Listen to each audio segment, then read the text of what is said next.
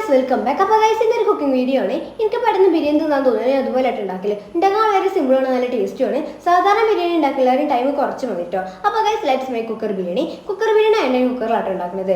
Cooker ചൂടായി വരുമ്പോൾ അതിലേക്ക് ഓയിൽ വയ്ക്കുക. ഞാനവിടെ സൺഫ്ലവർ ഓയിലാട്ടോ യൂസ് ആക്കുന്നത്. ഓയിലും ചൂടായി വരുമ്പോൾ അതിലേക്ക് സവാള കട്ട് ചെയ്തിട്ട് ഞാൻ മീഡിയം സൈസിലെ 2 സവാള ഇട്ടുന്നത്. ഇതിലേക്ക് കുറച്ച് ഉപ്പും മുട്ടുന്ന നല്ലോണം വഴറ്റി കൊടുക്കുക. ഒന്ന് വഴറ്റി വന്നാൽ തക്കാളി ഇട്ട് നല്ലോണം മിക്സ് ചെയ്യാം കേട്ടോ. ഉള്ളിയും തക്കാളി വഴറ്റി വന്ന ശേഷം അതിലേക്ക് ചെറുള്ളി, വെളുത്തുള്ളി, ഇഞ്ചി, പച്ചമുളക് ചതവിട്ട് പച്ചമണം മാറുന്നത് നല്ലോണം മിക്സ് ചെയ്യാം കേട്ടോ. ഈ ചതവിട്ട് കഴിഞ്ഞാൽ നല്ലൊരു സ്മെല്ല് വരും ഗൈസ്. ഇനി ഇതിലേക്ക് മസാലപ്പൊടികളായിട്ട് മുളക് പൊടി, മഞ്ഞൾപ്പൊടി, മല്ലിപ്പൊടി, കുരുമുളക് പൊടി, ചിക്കൻ മസാല ഇട്ട് നല്ലോണം മിക്സ് ചെയ്യുക. എന്നിട്ട് അതിലേക്ക് കുറച്ച് തൈര് ഒഴിക്കുക കേട്ടോ.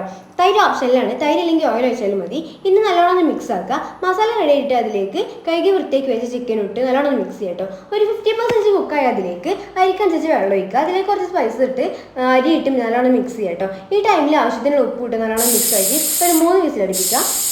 ഞാൻ ചൂടൊക്കെ പോയിട്ടാണ് ഓപ്പൺ ആക്കിയത്. ഓപ്പൺ ആക്കിയപ്പോൾ നല്ല സ്മെല്ലുണ്ടായിരുന്നു. ഞാൻ 2 എഗ്ഗ് കൂട്ടിന് കേട്ടോ. റൈസ് എല്ലാം ഒന്ന് മിക്സ് ആക്കി സെർവ് ചെയ്യുക. ആ സാലഡും എഗ്ഗും ചിക്കനും ആ മസാല പിടിച്ച റൈസും ഒന്ന് എടുത്ത് കഴിക്കുക.